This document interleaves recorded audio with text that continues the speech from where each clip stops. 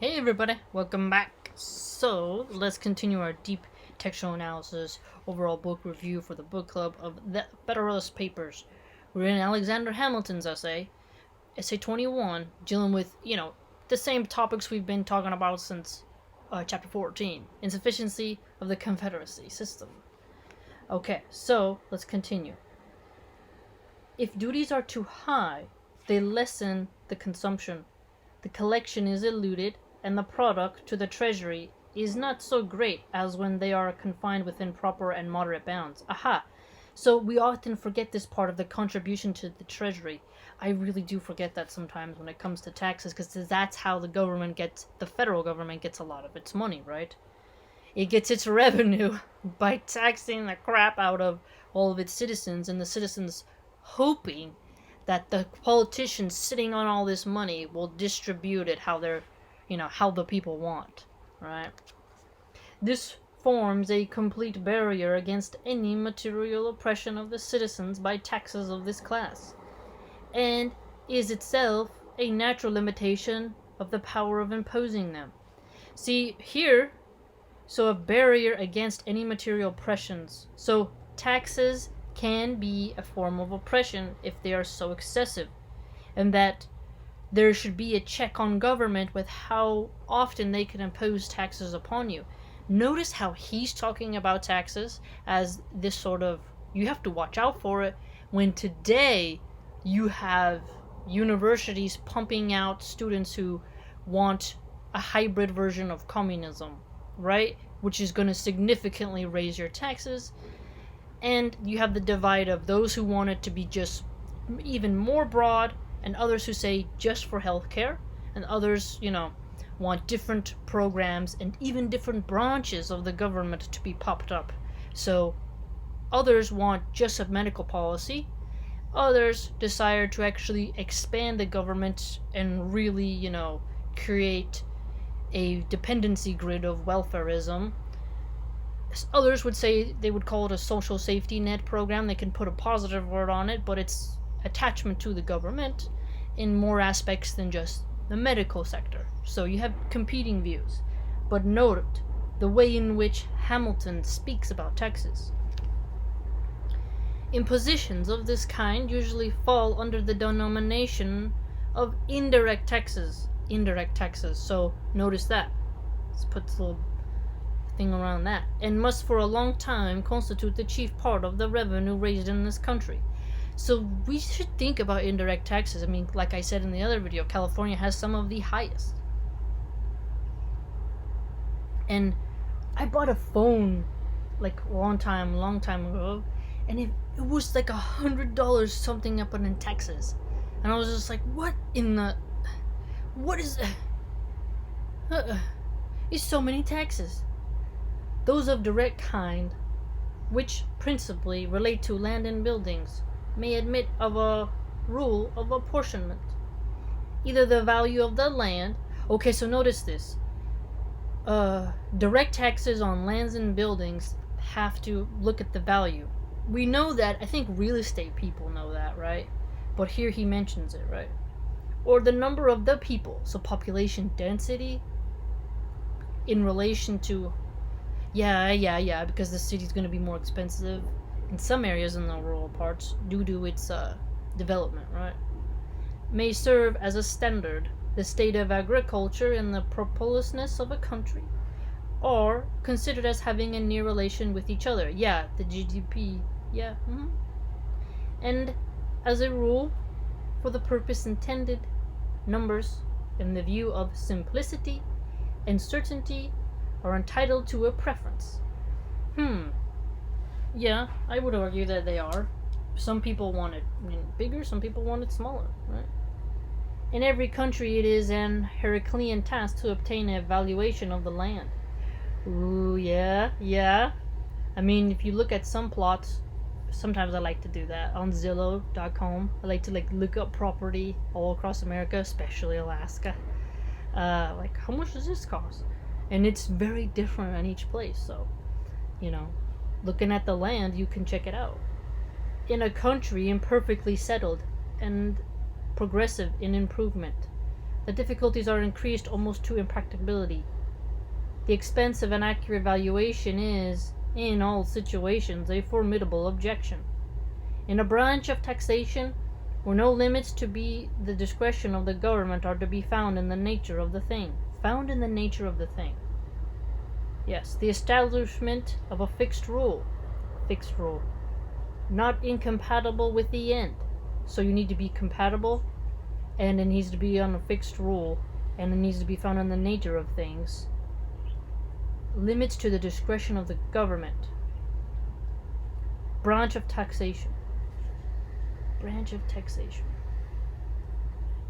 May be attended with fewer inconveniences than to leave that discretion altogether at large. Formidable objection, he argues. What do you think, fam? I mean, today they estimate land quite differently than they did back in his time, but the principle remains the same. You still want to limit the power of what they can tax you, and they have to take in the value of it.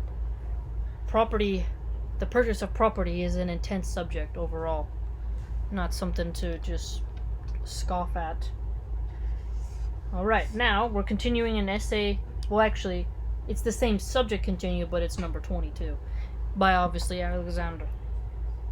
In addition to the defects already enumerated in the existing federal system, there are others of not less importance which concur in rendering it altogether unfit for the administration of the affairs of the Union. Okay, so notice this.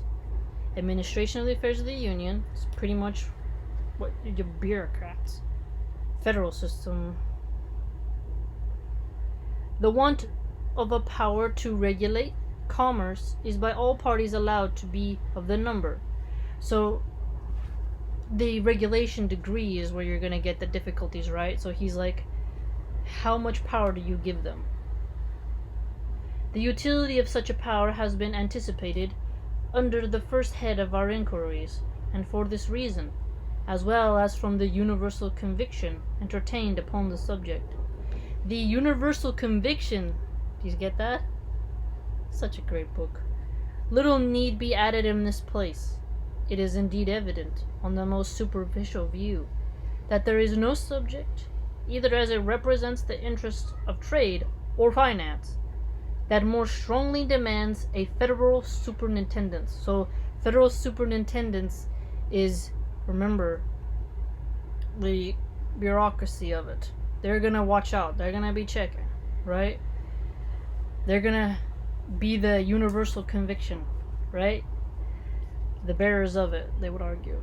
The want of it has already operated as a bar to the formation of beneficial treaties with foreign powers.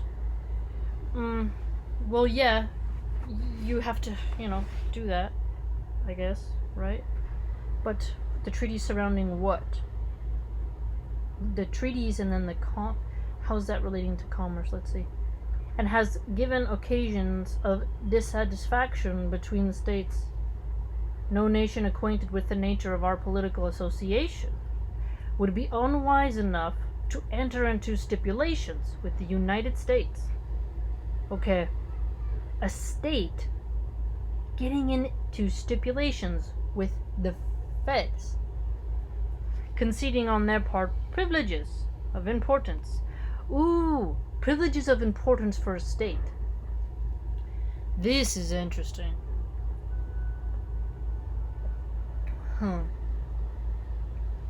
The states with the most population density are gonna get more favor, you'd argue. Gonna request more. Others would argue you should go to the smaller states, that the feds should work on building them up instead of dishing out just barrels of money to the bigger populous states, who should be more responsible to find out their own funding since they have so much more of a tax group, right? The federal should concentrate on the smaller states that are less populous and make sure they have good roads and help maintain them, because they have less people to help them. And obviously the reservations, I'd argue, they deserve a little bit of Fed money, even though I guess the reservations and such, but I think they should be helped. We have communities that need help. The more elite areas should have not as much privilege as they do, you know? That's what I'd say. But you're gonna get into the argument about it, I know. But still. Well, they were apprised that the engagements on the part of the Union might at any moment be violated by its members. And while they found from experience that they might enjoy average advantage they desired in our markets without granting us any returns, but such as their momentary convenience might suggest. Aha, here we go.